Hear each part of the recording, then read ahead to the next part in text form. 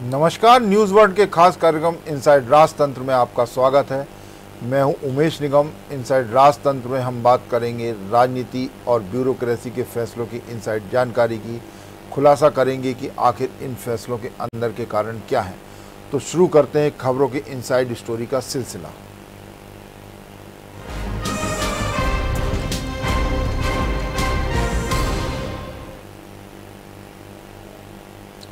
महिलाओं के विरुद्ध होने वाले अपराधों की पृष्ठभूमि में मानसिक कुप्रवृत्तियों को समाप्त करने के लिए सरकार एक अच्छी पहल करने जा रही है।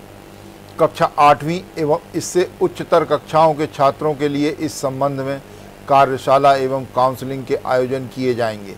महिला अपराधों की रोकथाम के वास्ते स्कूल और कॉलेज के छात्रों के लिए होने वाली इन कार्यशाला और काउंसलिंग में कानूनविद, पुलिस विभाग के अधिकारी, समाजशास्त्री, मनोवैज्ञानिक और मनोचिकित्सक का सहयोग लिया जाएगा।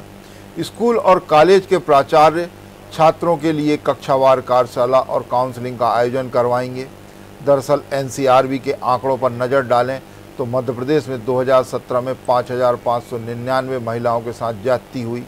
महिलाओं से अपराध का आंकड़ा तब और शर्मनाक हो जाता है जब 3,082 मासूम और नाबालिग बच्चियों के साथ शर्मनाक घटनाएं घटी हों। 2017 में 3,000 से ज़्यादा मासूमों के साथ घटनाओं के मामले में मध्य प्रदेश देश का पहला राज्य था। मध्य प्रदेश में महिलाओं के खिलाफ अपराध में 8.3% की वृद्धि हुई, जबकि ओवरऑल क्राइम की बात करें तो मध्य प्रदेश में 8.8% क्राइम में वृद्धि हुई। मासूम और नाबालिग के लिए मध्य प्रदेश देश का सबसे असुरक्षित राज्य है। मध्य प्रदेश देश का चौथा ऐसा सबसे बड़ा राज्य है जहाँ पर लड़की और महिलाओं को शादी के लिए सबसे ज़्यादा मजबूर किया जाता है। अपहरण और अन्य तरह से उन्हें ब्लैकमेल तक किया जाता है। अपराध की बात की जाए तो देश में शीर्ष 5 राज्यों में मध्य प्रदेश 5वें नंबर पर है।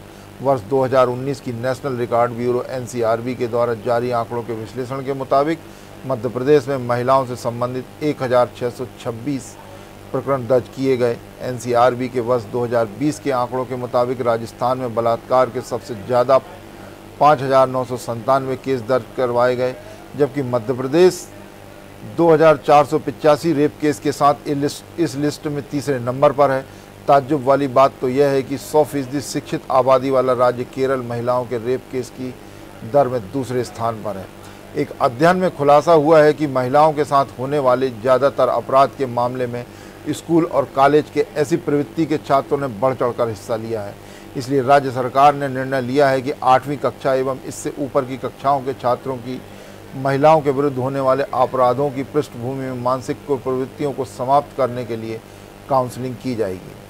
राज्य सरकार का ये एक अच्छा फैसला है और जो कई ऐसी घटनाएं सामने आई जिसमें स्कूली छात्र और कॉलेज के छात्र महिलाओं के साथ जो भी दुष्कृत्य हुए हैं, महिलाओं के साथ जिस तरह अलग अलग तरह के अपराध हुए हैं उसमें लिप्त पाए गए हैं। इसी वजह से राज्य सरकार ने एक अध्ययन रिपोर्ट के बाद निर्णय लिया कि स्कूली छात्रों की काउंसलिंग की जाएगी, कॉलेज के छात्रों की काउंसलिंग की जाएगी, उनके लिए कार्यशालाएँ आयोजित की जाएंगी, उनको समझाइश दी जाएगी कि किस तरह से रहना है, किस तरह से व्यवहार करना है, आचार व्यवहार रखना है। ये सब चीज़ें उनको कार्यशालाओं में सिखाया जाएगा, काउंसलिंग में बताया जाएगा। राज्य सरकार का मानना है कि महिला के खिलाफ जो अपराध हो रहे हैं उन पर रोकथाम लगेगी इससे, स्कूल और कॉलेज में समझाइश देने पर, क्योंकि कई ऐसी घटनाएं हैं जिसमें ये सामने आया है कि ये स्कूल कॉलेज के बच्चे जो हैं ये अपराध में लिप्त थे। इसी विषय पर विस्तार से चर्चा करने के लिए हम जुड़ेंगे वरिष्ठ पत्रकार रंजन श्रीवास्तव। रंजन श्रीवास्तव जी, आपका स्वागत है। जी नमस्कार। रंजन जी, महिलाओं के साथ हो रहे अपराध की रोकथाम के लिए अब सरकार ने स्कूल और कॉलेज में जो कक्षा 8 से ऊपर के बच्चे जो हैं, कक्षा 8 भी शामिल है उसमें, और उससे ऊपर के जो बच्चे हैं स्कूल के और कॉलेज के, उनकी काउंसलिंग करवाएंगे, उनकी कार्यशाला आयोजित करेंगे, जिससे महिलाओं के साथ जो अपराध हो रहे थे, दुष्कर्म के और भी कई अन्य तरह के, तो वो सब पे रोकथाम लगे, उनको समझाइश दी जाएगी। इसको किस तरह से देखते हैं आप? उमेश जी, देखिए, एक तो बहुत आपने महत्वपूर्ण विषय उठाया है, उसके लिए धन्यवाद आपको।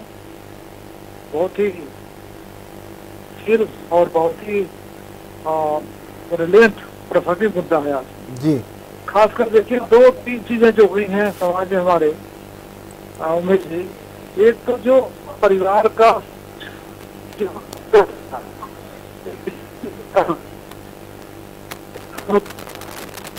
और खासकर जिससे बच्चे यूनिपोलर न्यूक्लियर फैमिली होना शुरू हो गया है जी, सबसे और दिक्कत हो गई है। बच्चे किनारे ना तो कोई चाचा है, ना ताऊ है, ना दादा है, माँ बाप जाकर चले गए। और दूसरा अभी जो मीडिया का समय आया है जी उमेश जी, तो मीडिया में जो अभी सोशल मीडिया है, इंटरनेट का खासकर जो जी हाँ, जी हाँ, इंटरनेट का बहुत बड़ा योगदान है जी, सबके हाथ में मोबाइल फोन आ गया है जी। आप किसी बच्चे को आजकल कोई भी माता पिता मना नहीं कर सकता कि मोबाइल फोन नहीं चलाएगा, सबको स्मार्टफोन चाहिए। जी हाँ, स्मार्टफोन आते ही ऐसी बहुत सी अवांछित चीजें हैं जो हम आप जानते हैं, चाहे पोर्नोग्राफी कहें कुछ भी कहें, वो आपके सामने आ जाता है जी बहुत ऐसे क्राइम हुए हैं उमेश जी, जो इस आयु के बच्चे हैं वो देखते पाए गए हैं जी उससे उनका मस्तिष्क पर प्रभाव पड़ता है। और उसमें कई बार बच्चों ने एडमिट किया जी कि हमने पोर्नोग्राफी देखी, फिल्म देखी और हमने क्राइम किया। जी हाँ, दूसरा जो अभी समय चेंज हो रहा है, बच्चे में जो हार्मोनल चेंजेज आ रहे हैं, समाज बहुत तेजी से बढ़ रहा है, जी। ग्लोबल विलेज बनते जा रहे हैं, तो उसमें भी बच्चों का विकास बहुत तेजी से हुआ है।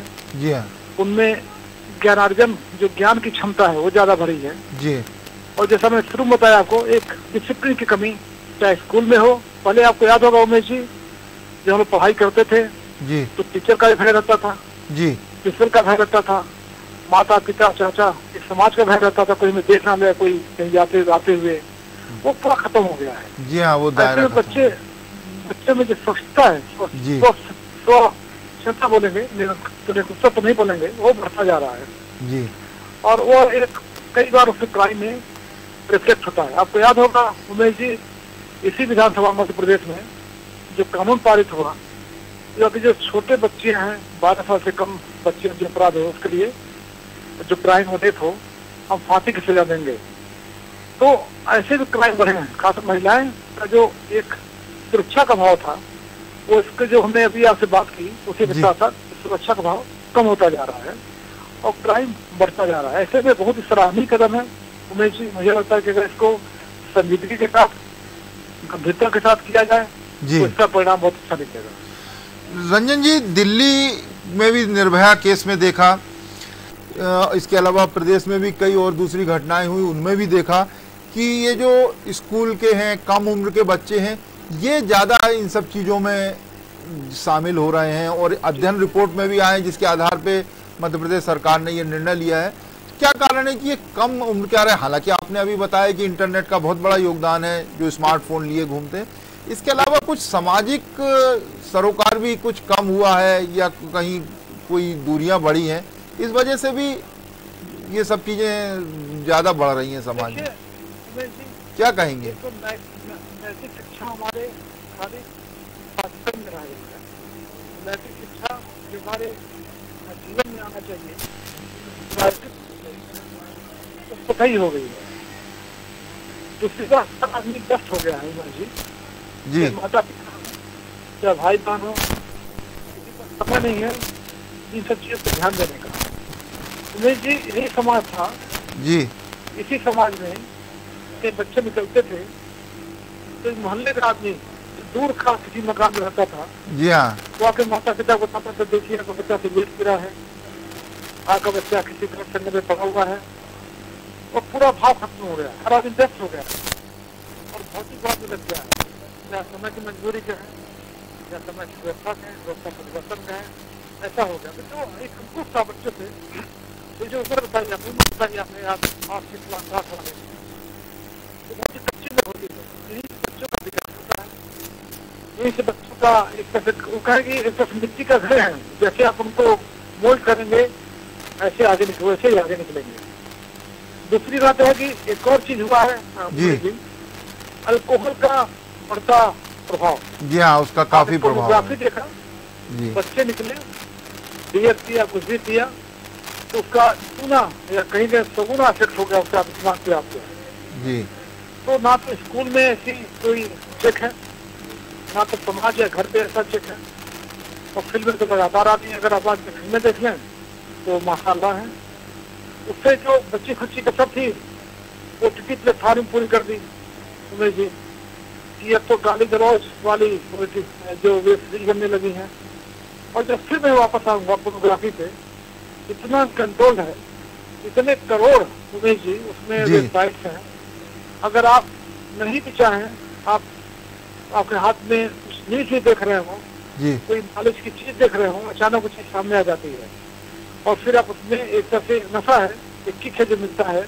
अगर आप कच्चे उम्र के हैं, हार्मोनल डेवलपमेंट हो रहा है, आप मैच्योर नहीं है, या सामाजिकता का एक अंकुश नहीं है आपके ऊपर है, या धार्मिकता का अंकुश नहीं है, फिर आप बह जाते हो और फिर ऐसी घटनाएं होती है।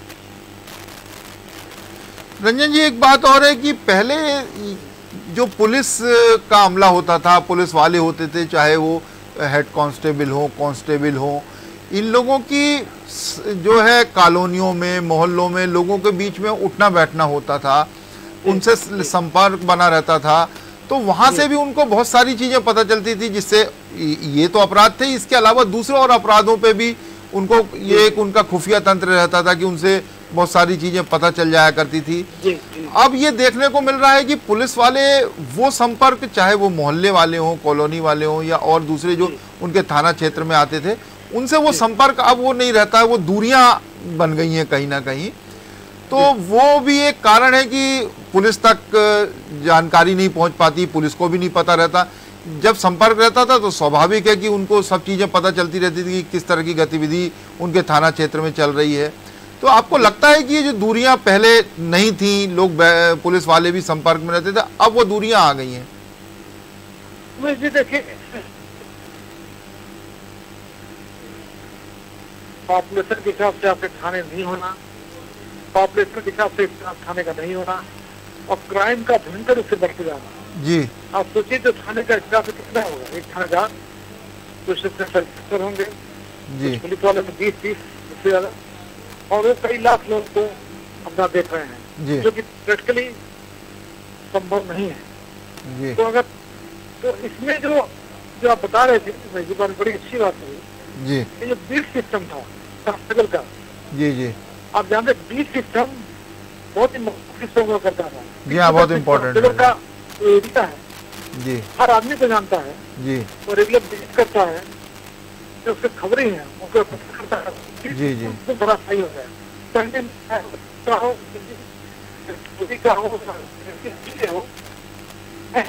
बहुत कुछ बीट सिस्टम कोलैप्स हो रहा था जी, और बीट सिस्टम कोलैप्स होने का सबसे बड़ा कारण है कि उसका स्टाफ नहीं है, उसमें जो ऑपरेशन उसको कैटर नहीं कर पा रहे हैं जी। लेकिन फिर भी अगर बीट सिस्टम है, और कई बार आप देखें कि इसमें जो भी पुलिस अधिकारी हैं बीट सिस्टम से जोड़ देते हैं।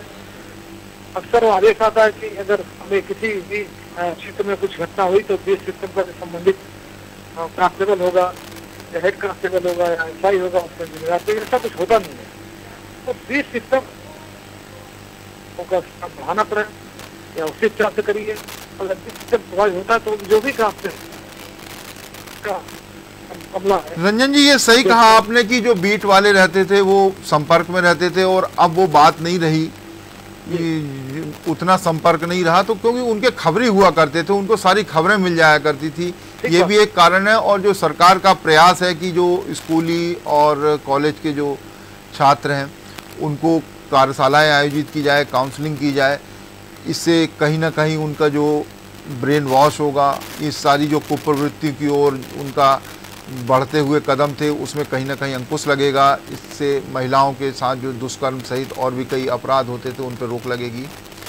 बहुत बहुत धन्यवाद रंजन जी आपका इनसाइड राजतंत्र से जुड़ने के लिए। अब बात करेंगे एक और प्रशासनिक खबर की। मध्य प्रदेश की पंचायतों में कोरोना संक्रमण के बावजूद काम ठप नहीं हो पाए। हालांकि काम की रफ्तार जरूर थोड़ी धीमी रही, बावजूद इसके कई जिलों में विकास कार्यों के लिए मिली राशि में से 50% खर्च कर दी गई। लेकिन कुछ जिले ऐसे भी हैं जो विकास कार्यों की 50% राशि खर्च नहीं कर पाए।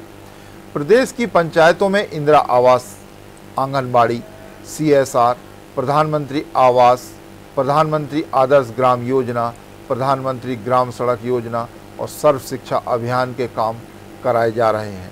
इसके अलावा Baiga settlement, backward region grant, PDS shop, CM हाट बाजार योजना, अस्पताल भवन, मंडी बोर्ड, निजी मिल्क कलेक्शन सेंटर सहित कई तरह के और दूसरे काम भी जिला पंचायत के माध्यम से कराए जा रहे हैं, जिस पर करोड़ों रुपए की राशि खर्च हो रही है। 15 जिला पंचायतों के अंतर्गत आने वाले ग्रामीण अंचलों में 50% काम भी नहीं हो पाए। उनमें रतलाम, अलीराजपुर, भिंड, अशोकनगर, छिंदवाड़ा, शहडोल, ग्वालियर, आगर मालवा, सीधी, राजगढ़, विदिशा, उमरिया, शिवपुरी, बुरहानपुर और सतना जिले शामिल हैं। यदि पंचायतों के काम पूरे होने पर नज़र डाली जाए तो केवल इंदौर और मंदसौर के अलावा भोपाल पंचायतों को छोड़कर किसी भी पंचायत में 50% काम भी पूरे नहीं हो पाए। दमोह में केवल 37%, पन्ना में 36% और नीमच में 35% काम हुए हैं, जबकि टीकमगढ़ में 33%, मुरैना में 9.84, डिंडोरी में 9.33, झाबुआ में 9.16 और सतना जिले में 8.53% काम ही पूरे हो पाए हैं। भोपाल जिला पंचायत के अंतर्गत 272 कामों की अभी तक शुरुआत भी नहीं हो पाई है। इंदौर जिला पंचायत में केवल 39 काम शुरू होना बाकी हैं। इंदौर जिला पंचायत की स्थिति अन्य जिला पंचायतों से बेहतर है, जबकि 2882 काम इंदौर जिला पंचायत करा रहा है। ग्वालियर में 1460 कामों की शुरुआत ही नहीं हो पाई। पंचायतों में काम कराए जाने के मामले में इंदौर, मंदसौर और भोपाल की स्थिति प्रदेश में ठीक ठाक है। प्रदेश के ज़्यादातर जिले में निर्माण कार्यों पर 50% तक ही राशि खर्च की जा चुकी है। रतलाम, छिंदवाड़ा, ग्वालियर सहित 15 जिला पंचायतों में पंचायत के कामों पर 50% राशि भी अभी खर्च नहीं हुई है।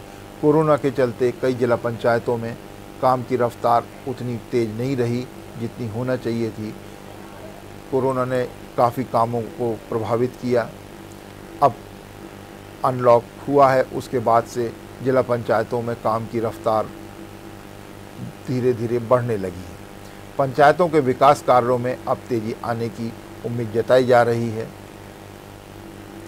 उम्मीद है कि आने वाले दिनों में पंचायतों के कामों में रफ्तार पकड़ेगी, जिससे जो मनरेगा के तहत लोगों को रोज़गार मिल रहा था उसमें भी इजाफा होगा।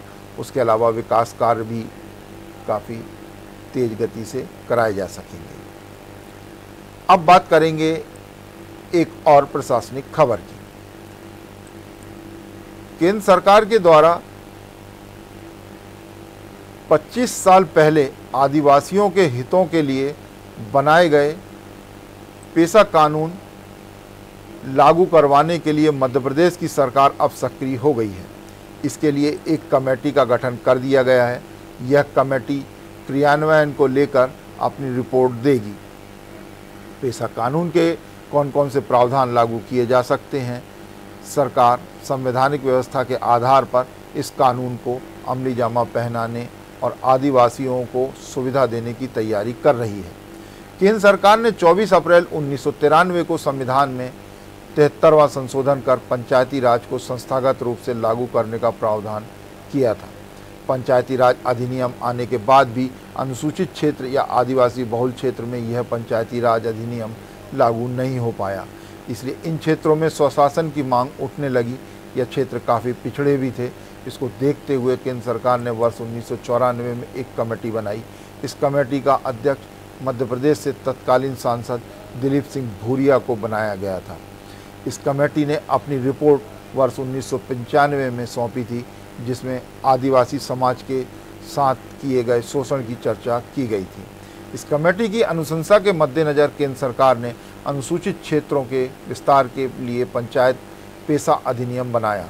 इसके तहत ग्राम सभा को आदिवासी समाज की परंपराएं और रीति रिवाज, उनकी सांस्कृतिक पहचान, समुदाय के संसाधन एवं विवाद समाधान के वास्ते परंपरागत तरीके के इस्तेमाल के लिए सक्षम बनाया गया।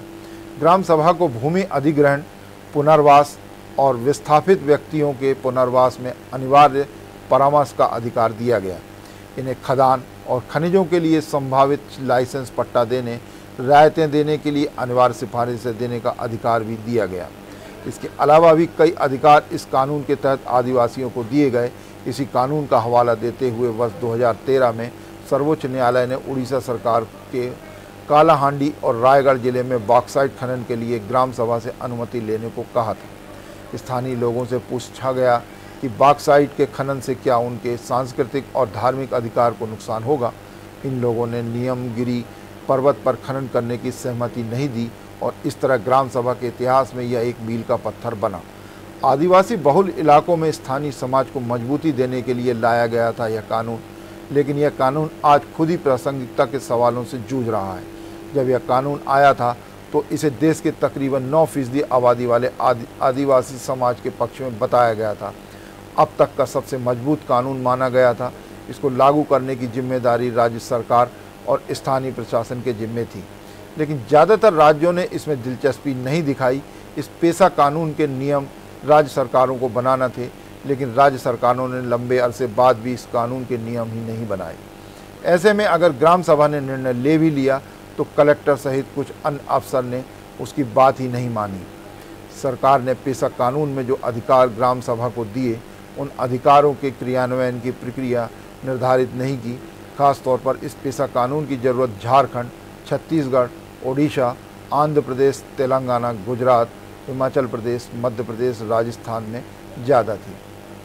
आदिवासियों के लिए राज्य सरकार का निर्णय है कि अब पेशा कानून को सक्रियता के साथ लागू किया जाए, जिसे आदिवासी क्षेत्रों में उनकी सहमति के बाद ही विकास कार्य कराए जाएं। केंद्र सरकार ने हालांकि ये कानून काफ़ी पहले बना दिया था, लेकिन ये राज्य सरकारों ने इसको पूरी तरह से अमल में नहीं लाया था। इस वजह से ये कानून उतना अस्तित्व में नहीं आया और आदिवासियों को इसका उतना फ़ायदा नहीं मिला। केंद्र सरकार के द्वारा 25 साल पहले आदिवासियों के हित में ये पेशा कानून बनाया गया था। हालांकि कुछ राज्य सरकारों ने लागू किया, लेकिन आधे अधूरे अधिकारों के साथ, जिसका लाभ आदिवासियों को नहीं मिला। सरकार ने पेशा कानून में ग्राम सभा के अधिकारों के क्रियान्वयन की प्रक्रिया निर्धारित नहीं की थी। इस वजह से काफ़ी दिक्कतें आ रही थी। अब मध्य प्रदेश की सरकार इसमें पूरे नियम बनाकर इसको लागू करने के काम शुरू कर दिया है। राज्य सरकार ने पेशा कानून के लिए नियम बनाने के लिए एक कमेटी बनाई है। ये कमेटी नियम बनाएगी। इसके बाद इसको आदिवासी बहुल जो क्षेत्र हैं, मध्य प्रदेश के आदिवासी बहुल ज़िले हैं, वहाँ इसे लागू किया जाएगा। ज़्यादातर राज्यों में पेशा कानून आज खुद ही प्रासंगिकता के सवालों से जूझ रहा है। ये कानून बनने के बाद आदिवासियों को उनके अधिकार मिलेंगे और अपने विकास में वो स्वयं भागीदार होंगे। उनकी सहभागिता के बाद ही उनके क्षेत्र में काम कराए जाएंगे। उनकी सहमति मिलने के बाद ही काम को मंजूरी मिलेगी। अब बात करेंगे खास सेगमेंट चलते चलते की, जिसमें राजनीति या ब्यूरोक्रेसी के क्षेत्र में चर्चित प्रसंग की बात की जाती है। तो आज ब्यूरोक्रेसी से जुड़ा एक प्रसंग खासा चर्चा का विषय बना हुआ है। सचिव स्तर के एक IAS अफसर जो डायरेक्टरेट में आयुक्त की जिम्मेदारी संभाल रहे हैं, उनकी तबादलों के मामले में दूसरे अफसरों की तुलना में कुछ ज़्यादा ही रुचि दिखाई देती है। यही कारण है कि साहब मंत्री जी के बंगले पर 1-2 बार नहीं 3 बार अलग अलग तबादलों की फाइल लेकर खुद ही पहुंच गए। आमतौर पर IAS अफसर मंत्री के बंगले पर जाते हैं, इस दौरान विकास कार्यों या फिर दूसरे कामों से संबंधित फाइल चर्चा के लिए ले जाते हैं, लेकिन कभी भी कोई तबादलों से संबंधित फाइल लेकर मंत्री के बंगले नहीं जाते। इतना ही नहीं, इन IAS अफसर के स्पष्ट निर्देश हैं कि मंत्री जी से जब वे फाइलों पर चर्चा कर रहे हों तो मंत्री के बंगले में मौजूद विभाग का कोई भी स्टाफ का व्यक्ति मंत्री के चैम्बर में मौजूद ना रहे, जिससे मंत्री संबंधित फाइल के बारे में जब तक कुछ समझें उसके पहले ही दस्तखत करवा लिए जाएं। यदि इस दौरान मंत्री का स्टाफ मौजूद रहेगा तो वे मंत्री को आगाह कर सकता है, जिससे साहब का बना बनाया काम बिगड़ सकता है। पिछले दिनों साहब ने तबादले की एक फ़ाइल पर मंत्री से दस्तखत करवा लिए। बाद में खुलासा हुआ कि मंत्री जी के विधानसभा क्षेत्र का जो इंजीनियर काम संभाल रहा था, मंत्री जी की जानकारी के बगैर ही साहब ने मंत्री जी से उसका तबादला करवा दिया। मंत्री जी भी अब साहब की कारगुजारियों को समझ गए, इसलिए आईएएस महोदय मंत्री से अब किसी भी फाइल पर दस्तखत नहीं करवा पाएंगे। दर्शकों की सुविधा के लिए बताते चलें कि जिन आईएएस अफसर की यहाँ बात हो रही है, उनकी पत्नी पुलिस विभाग में आला अफसर है। इनसाइड राजतंत्र में आज बस इतना ही। कल फिर मिलेंगे राजनीति और ब्यूरोक्रेसी के कुछ नए फैसलों की इनसाइड स्टोरी के साथ। तब तक के लिए मुझे दीजिए इजाज़त। खबरों के लिए आप देखते रहिए न्यूज़ वर्ल्ड।